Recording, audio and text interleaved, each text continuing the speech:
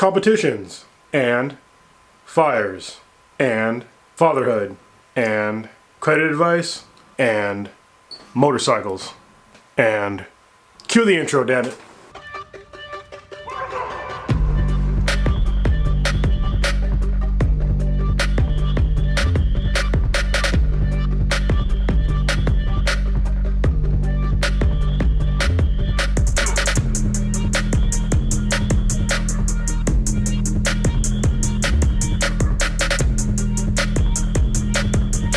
Alright, hey, what's going on, everybody? I am back, and I'm not sure if this was going to be a Jits cast or not. It's probably not going to be. But I will start off by talking about a little bit of Jiu Jitsu stuff, and then we'll get into some other topics. So, I decided to finally start competing again at Jiu Jitsu. So I have signed up for a competition coming up in November called the US Open. It's at the Cow Palace in California, San Francisco, California, to be specific. It's my first tournament in over 2 years. Well, actually, it'll be 2 years pretty much to the day when I actually get to the tournament, because the last one I did was the US Open, where I got bronze, but I would have got at least silver, but I didn't know I was down on advantages, and I could have easily just got a knee on belly, but whatever. I had to learn how to pay attention to the points. Anyway, yeah, I'm looking forward to competing. I'm going down a weight class again. When I first started doing jiu-jitsu, I competed at 206, and I had to basically cut weight to get to 206. And then I went to 195 for a couple of tournaments, and now I'm going to compete at 181. So that's going to be pretty cool, because right now I'm walking around between like 173 and about 178. So that'll put me comfortably in the 181 weight class without cutting weight, which is nice because I usually have to cut weight, and it kind of sucks. So I'm glad that I figured out the ketogenic diet and intermittent fasting to drop, weight pretty easily and still have energy. So that'll be fun. So that's coming up. The main thing I want to talk about on this podcast is actually about fatherhood, because I actually did a podcast, or did a recording about fatherhood right around Father's Day, and I never released it. So I can't remember why. I got to go back and listen to it, but I didn't release it for some reason. So I figured I'd bring up the topic again of fatherhood. And on Thursdays and Fridays, it's usually just me and Riley. So if you're watching the video, you might be able to see her in the back in the mirror. She's in the back seat. So we actually just went to Whole Foods, pick up some food and stuff, and now we're on the way back home. So I think I mentioned it a few times on the podcast and various other podcasts that Riley's adopted, and we adopted her day one. When she was born, we were the first people besides medical staff to hold her, and it's been really an awesome journey so far with her. And I think it's been really cool for me to get basically a second chance at fatherhood later on in life, because my oldest daughter, who's going to turn 15 here pretty soon, she lives with her mother most of the time, and for a long time that really bothered me. Me and her mom got a divorce, and it was sort of ugly, and I was fighting for probably about 4 years for custody. And then eventually I just decided, my oldest daughter seems to be happy where she's at, and I don't really want to just keep fighting and stressing myself out, and then also stressing my oldest daughter out, with custody and stuff like that. So I just decided to parent her the best that I can, while I do have her, which is, I get her, sort of a lot. I mean, some people say it's a lot, but I don't think so. I basically get her for every major break, and technically I could probably get her for the other, I guess, holidays as well. So basically I get her for the whole summer, I get her for Thanksgiving break, I get her for winter break and spring break. So I still get to see her quite a bit, but it's just not as much as I'd like. And I guess I'll rewind a little bit. Like, when I was a kid, I never really wanted to, I didn't think that kids were really in my future, like, at all. One of the reasons why is because I already knew, like, when I was like my mid-teenage years, that I had depression pretty bad, and I didn't really want to possibly pass down those genetics or be depressed while trying to raise a child. So either one of those scenarios I didn't really want to go through. But yeah, my worst fear is that I'd pass that on to somebody else, and then kid would have a hard time with depression. But doesn't really seem to be the case. We had my oldest daughter. She seems to be doing okay. And then, like I said, with her, I kind of felt like I didn't get an entire fatherhood experience with her because, like right around age 8 or 9 is when, me and her mom kind of became distant and became separated. And, those are good years to have with any kid. And I didn't get that. So I was bummed out about that for a long time. And then I met, K-Mac, and we've been together for about 7 years, and we decided to adopt. And it's just been a really cool journey because, to be honest, when I had my oldest daughter, I was too young. I was I think I was 22 or 20. I think I was 23 years old, and I was just too young and just stupid like most people. I mean, I did the best I could with raising my oldest daughter, but I think right now I'm just in a much better space, just physically, mentally, everything, to raise another child. And it's been so much easier now raising my youngest daughter, Riley, just because I've learned from mistakes that I've made in the past, and just looking at things differently, and just really focusing on what does Riley need, and having the wisdom of being older to see what your child needs is super important. Like, I didn't understand the value of putting children on like a sleep schedule when I was younger and an eating schedule, and that was a huge difference. Not that my oldest daughter was like up all the time or anything, but there definitely were a couple of sleepless nights. But with my youngest, we had her on a sleep and eat schedule pretty much from day one, and she's been sticking to it, and now she sleeps through the night, no problem. She's been sleeping through the night for ever since she turned 8 months. So the past more than 2 months, she's been sleeping through the night. Even before that, she would only wake up to eat, and then she would go right back to sleep. So that's been great, and just really trying to foster her, little personality, and just giving her what she needs, emotionally and physically and stuff like that. It's just been really awesome to understand that we're here to basically, parents' jobs are basically to raise a little human to be like a better than they were, in my opinion. So I don't believe in an afterlife or anything like that, or resurrection. So for me, my real immortality comes through my children, and I think that puts some more importance on me to really show them the right way, and to not abuse them in any sort of way, and just make sure that I've learned from my mistakes, and they also learn from my mistakes and from their mistakes. And then if they do make a mistake, not to make it a super negative experience. 'Cause I know when I was a kid, if I was, things were a lot different back then. We get beat all the time and stuff, and I don't really find a lot of value anymore in physically abusing children. I don't know why I ever did. It was just one of those things that were passed down. You spank your kids, and then, or you got spanked, so you spank your kids. But after a while, I didn't really see any real value in that, except for there was no real value. I mean, obviously they would stop their behavior, but it was through fear, and I don't. It's weird, seeing your kids scared of you, and I don't think that's a good thing, at all. Because to be honest, I was scared of my mom, and it's that's a weird relationship when you're actually scared of somebody that's supposed to be taking care of you.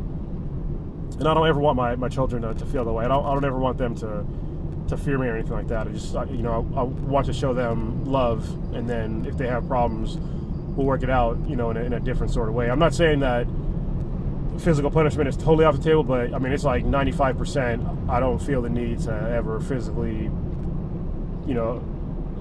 I guess, discipline my children. Those are just my thoughts on that. And another thing about being a father now, it's kind of weird because, like I said, on Thursdays and Fridays, it's mainly just, me and Riley, and I'm only gone from her on those days for maybe an hour and a half to 2 hours, because I go work out, do Jiu Jitsu, and then I pick her up right after I'm done. So, and it's just me and her, and we're walking around a lot, and I've been kind of pulled aside a few times by women, and they were like, I've never seen a dad alone with their kid or carrying him in a carrier, because I have this really cool baby carrier thing. It's by Mission Critical. It looks like a bulletproof vest, and it's weird for me to hear that people nowadays don't see fathers taking care of their children on their own. It's Are you for real? Maybe I just don't notice, but fathers take care of their kids too. Like you know, I take pride in taking an active role in my child's life, and I don't see why any father wouldn't do that. Like, almost all my friends are good fathers, and they take care of their kids on their own, you know? It's like they don't really need help to take care of their kids. You know, if the worst happened and, you know, they lost their, you know, their other parent, like, they'd be pretty much fine for the most part. Obviously, it'd be devastating, but, like, they don't need someone there to raise their kids, you know? It's like, obviously both parents is ideal, but if you have to do it by yourself, you can do it by yourself. Yeah, it's really weird to me just to hear that fathers, they don't see fathers parenting their children. So hopefully that'll change, and I think it is changing right now anyway. I mean, I'm finally seeing stuff like geared towards dads for baby stuff. Like I said, that baby carrier that I have is geared towards men, which I like, and just like a lot of other baby gear in general, like Mission Critical basically makes all like tactical looking baby gear, and there's also another company called Tactical Baby Gear. I have one of their baby like diaper bags. That's pretty dope. I use it pretty much on the daily. Yeah, and I think it's cool to just I like hanging out with my daughter too. You know, I think that's another important thing. Like, I think she's like a really cool kid. So I mean, you know, both my kids, I think they're really cool. But you know, obviously my oldest she's older now, so she doesn't think I'm as cool. But you know, my youngest, I still see you know the huge smile on her face when she sees me, and the love in her eyes, and we're playing and stuff. I think that's really cool, and it's something that, you know, I really missed. I didn't realize that I missed it until, you know, I got to see it again. It's just like how cool, you know, little babies think you are, you know, and just like little things that are just awesome. Like when they want to be held, they want to play with you and stuff like that. And I think that's really cool. Oh, and my Riley just started walking, you know, a couple of weeks ago, and that's been really cool because we didn't think that, because she wasn't crawling for the longest time. She would only crawl backwards, and then one day she figured out how to crawl forwards, and then she was crawling like a lot, and then like a month or maybe even less than a month later, actually around a month later, she started like standing up on her own and then just like walking, and now she's like walking super fast. So you have to like really watch out for her walking around. But we have this really cool, like, it's kind of like a fenced in area in the house where it's dedicated basically for her, and she can't really get over the barriers yet. So she's already trying to like figure out how to like crawl over it, or she likes to reach through it and pet our dog Scrappy. It's super cute, and that's really cool. And then like she's trying to like climb it already, like trying to figure out how to get higher elevations, and now she's trying to like stick her feet in little holes to like climb over. I think it's really cool to watch babies like figure stuff out, you know, because I mean, obviously, you know, as an adult, when we got it all figured out, like walking is just a series of well-controlled falls, but for children, that it's treacherous. So watching them figure it out is pretty neat. And then just the way that like they'll interact with stuff. Like we have these little like we have this one toy where you like have to do certain things to like pop up the little heads, and she never likes that thing open. She's like super OCD about it. Like I'll open all the heads up and she'll automatically just start putting them all back down. Or we have like this little like hoop holder thing, and then if you put all the hoops on there, she'll immediately she'll stop whatever she's doing, go over there and take them all off again. You know, I just think it's funny how she likes things a certain way already, and her little personality is shining already, even though she's only 10 months old. So it's been pretty neat, and I've just been really enjoying that part of fatherhood. And also, like, I'm trying to learn how to do her hair and stuff, because it's been a long time since I had to do, you know, baby hair at all. You know, with Lily it was a little bit easier because that's my oldest daughter's name. She's Lily. She has straighter hair. With Riley, she has, you know, way more curly hair. And it's been interesting to figure out how to like do her hair. So, and eventually I gotta remember how to do braids again, because for me it's super hard to do, but I gotta have somebody show me how to do it. Like, or maybe watch a YouTube video or something, figure it out. But yeah. Other stuff that's been going on recently here in California is that we had some really bad fires going on. I don't know if you can see in this video, but it's pretty wide screen on the video, so you should be able to see outside the car. It's super hazy outside. That's because of the fires up near Napa and in Sonoma. So they've had, like, I heard it was something like 17 fires happened basically overnight, and they've had to evacuate like tens of thousands of people from that area. And there's a whole bunch of like wineries in Napa that have burned down. There's a fire station burned down. I was like, man, you know, it's a serious fire when a fire station burns down. It was a new one too, and a hospital also burned down. Multiple, you know, thousands of homes have burned. It's been pretty crazy, and they don't have total containment of any of the fires yet. So it's been pretty scary. So yeah, as a result, down here in the Bay Area, I'm about 70 or 90 miles south, probably about 70 miles south of where most of the fires are. And there's ash falling in places. It's really hazy. You can smell it outside that things are burning. So the air quality is super poor. Like, I wanted to go hiking after I did Jiu Jitsu today, but that's really a no-go. I mean, I really don't mind for myself, but I can't have, you know, my youngest daughter breathing in particulates like this in the air. It's really bad. So it reminds me, there was back in the day when I lived in Escondido, California. It's down in Southern California. I lived in the hills, and it was kind of like out of the way. I liked it because it was out of the way. It was like in, you know, a lot of trees and foliage and stuff. And one year a really bad fire came around. I was actually in Chicago at the time for a job, and I had to fly back because the fires were so bad. And when I was flying in, like, you could see all the smoke. It looked like something out of a fucking movie. It was crazy. And so we had to get evacuated. And at the time, it was around the same time as the housing market crash, and my house was upside down. So, and I had insurance, so I was just praying that my house would burn down. Like, honestly, I was just like, I got, you know, the dog, the family and stuff. We got safe. My company at the time, they put us up in a hotel that was safe from the fires. And I was just like, man, I don't give a fuck if this house burns down. Like, I got all the stuff that I need. If it burns, great. We'll just get another house. You know, we'll get something that's, you know, more economical. But yeah, it didn't burn down. And I'm pretty sure when those fires happened that some people were in the same situation. They probably just burned their own houses down. They probably just let their roofs on fire and just let it burn, just to get out of their mortgages. Man, that's pretty crazy. But yeah, it's hard though when, you know, you buy a house and it's like, you know, $500,000, and then you look at the value and it's like $300,000 or less, and you're still paying that, you know, $500,000 plus mortgage.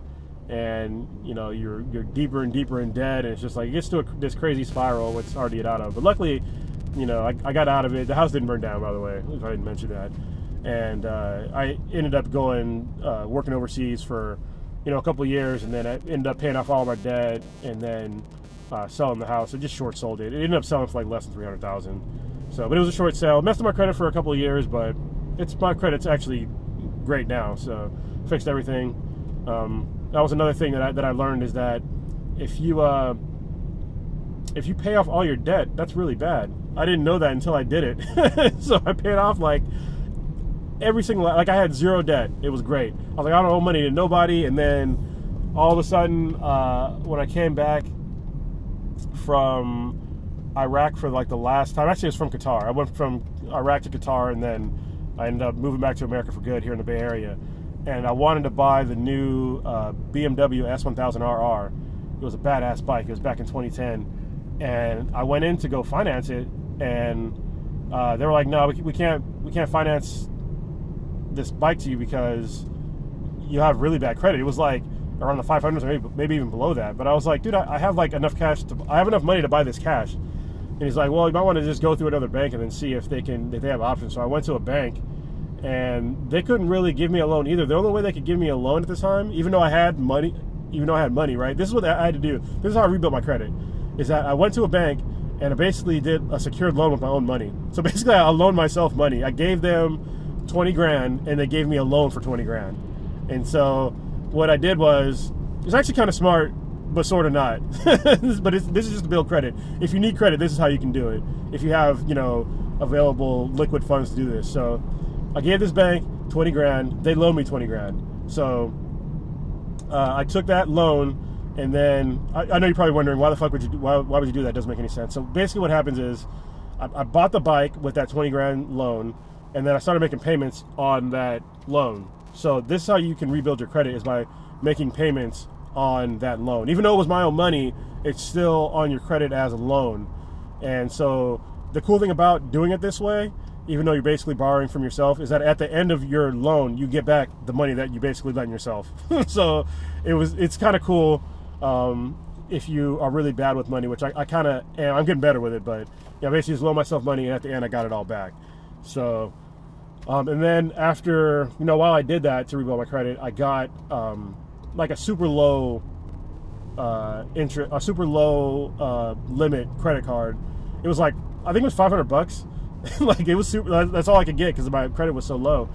And so I did that, and I left. I spent maybe $200, and then every month I would just pay off a little. I would never pay it all the way off because what a lot of credit card companies like you to do, they need to make money off of you somehow, right? And so the way that they make money off of you is through interest. So if you just sit there and you don't have very good credit, and you use your credit card and you just pay it off like right away, like before the interest accrues, yeah, whatever. Your credit score is probably not going to go up that much. But if you leave like, around 30% on that card and you pay that interest, your credit's going to go up. And so that's basically how I did mine. I never made a late payment. I was always on time paying, but I made sure that there was always some sort of money on that account so that the banks would get their money out of me.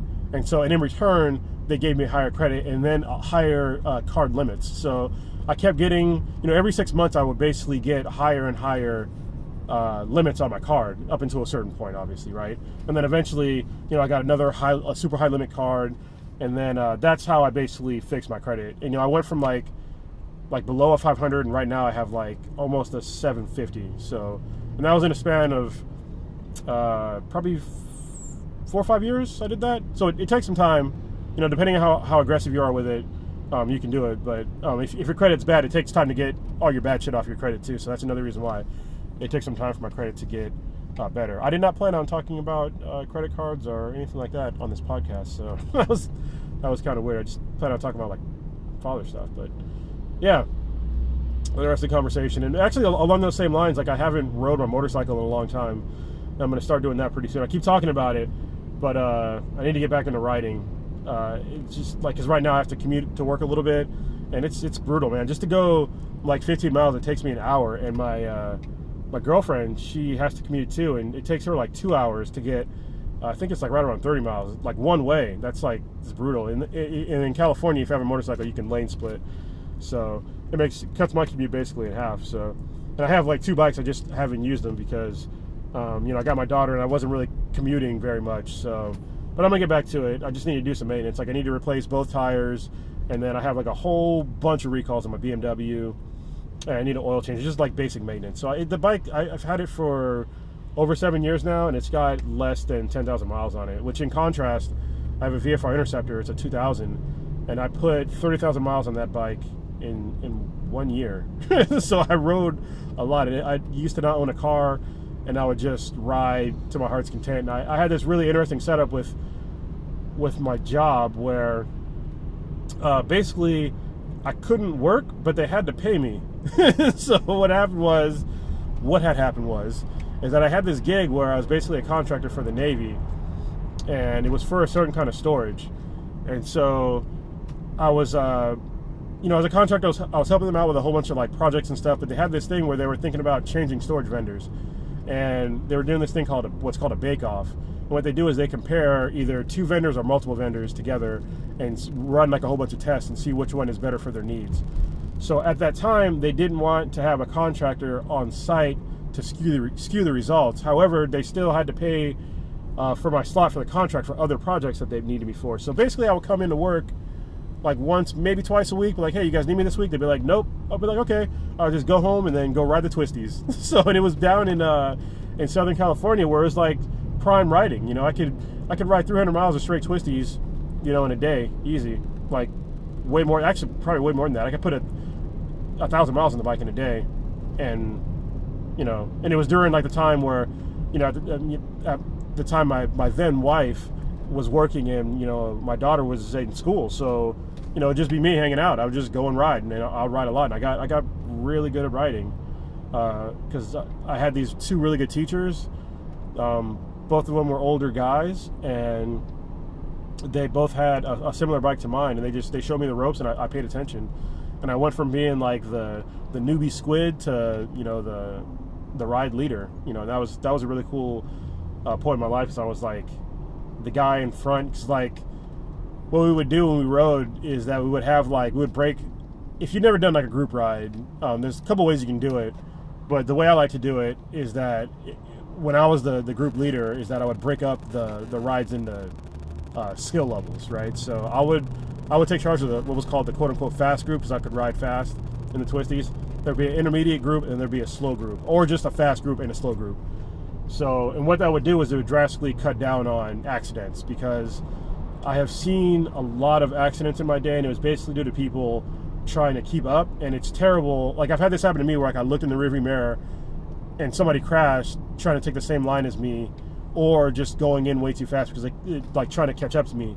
And it's like, that's an awful feeling, knowing that somebody crashed because they were just trying to keep up. So breaking, skill levels down into groups drastically reduced that. And that was really cool, because it also gave people a chance. So say if you were decided to be in a fast group one day and everybody was going too fast, like, you wouldn't feel the pressure of trying to keep up, right? You could just slow down, let the slow group catch up with you, and then ride with the slow group or the intermediate group. And then we'd always have checkpoints. So at the beginning of the ride, it'd be like, when I was in SoCal, I'd be like, okay, we're going to meet at the bottom of, the Montezuma Grade? There was like a Mexican place where we would meet. And then coming back, we would meet at like another place to eat that was on the way back. So we'd have like multiple stops. Or if, actually first we would meet at the bottom of, what was that, Palomar Mountain? That would be like our first, like, we would meet up somewhere, and then ride to the bottom of Palomar Mountain. And then we would break up into groups, ride to the top of Palomar, stop up there at that, I forget that place, there's like a shop up there. We would stop there, and then we'd break up into groups again, ride to the bottom, meet at the bottom, and then break up into groups again, and then meet at the bottom of Montezuma Grade. So we do this like incrementally, and it was a really cool way for everybody to enjoy the ride, instead of having people like way out of their skill level. So if you're listening to this and you're a rider and you want to ride some twisties, like, find a mentor, and then if the people are riding too fast for you, don't try to keep up. Just take it at your own pace, and don't ride over 75% of your ability if you're like a new rider. Even if you're an experienced rider, don't ride to more than 75% of your abilities, like, or 75 or 80%. Like, I would never ride on the streets more than 80% of my ability, because you have to leave some room in there for error. And like, say if you're going on a corner and you're going 100%, like as fast as you can go, and you're taking that corner and you've got your knee down, and all of a sudden mid corner there's a fucking squirrel. What are you gonna do? You're already at 100%. You're pushing the limit, and that squirrel's in your line. Like, you're gonna be kind of fucked. You're gonna hit that squirrel, and you're gonna lose your back end. You're either gonna low side or high side. So that's why I always say, leave some percentages of your skills there, so you can have room for errors, because you never know if there's like dirt in the road, or animal, or crashed rider, or anything, So riding that way has definitely helped me as well, because there's been a few times, like, I've never wrecked a motorcycle. I've never even laid one down, like, at all. And I've been riding for 7 years. Like I said, I used to ride the twisties, almost on the daily. And that's basically what saved me. And I was not a slow rider. I could outride a lot of people using a sport touring bike, when they were riding sport bikes or super sport bikes. And it was just all about ability, what I was comfortable with. Like, and I would never ride when I felt uncomfortable. And I've had guys that could outride me, and that's no problem. I would still take it at my pace. And what I would like to do is take it at my pace and then watch what they were doing from the back, and just see like what lines they were taking, when they were positioning their body, stuff like that. I'd always take mental notes about that, and then integrate it into the way that I rode. And that's how I got better, riding a motorcycle.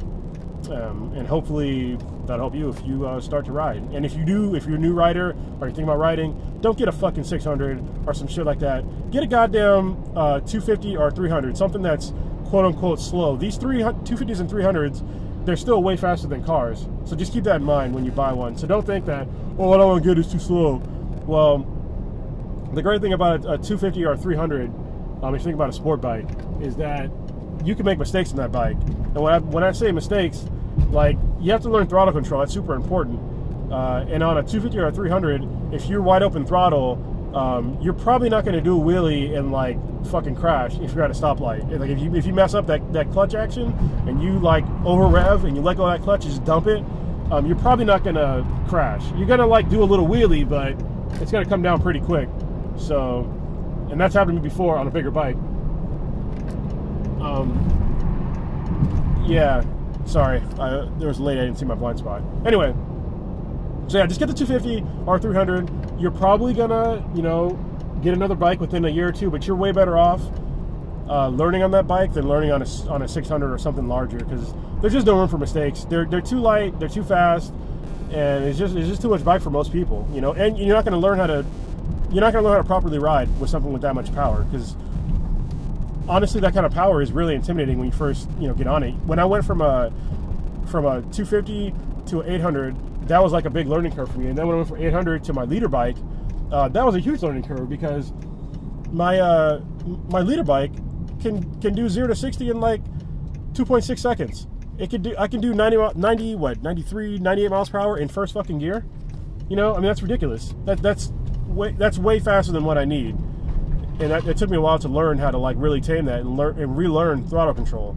You know, I can't use the same throttle control that I use on an 800 that I use on a leader bike, because it's just the response is way too fast and it's got way too much power. So yeah, so anyway, those are some tips about riding. This is an interesting conversation, interesting podcast. So yeah, this one's just going to be called Kr0nusDoes, not the Jitscast, as I talked about very little about jiu-jitsu. So this is like I said before a few times, like I can talk about more stuff than just jiu-jitsu, so this will be one of those episodes. So hope you guys like this episode.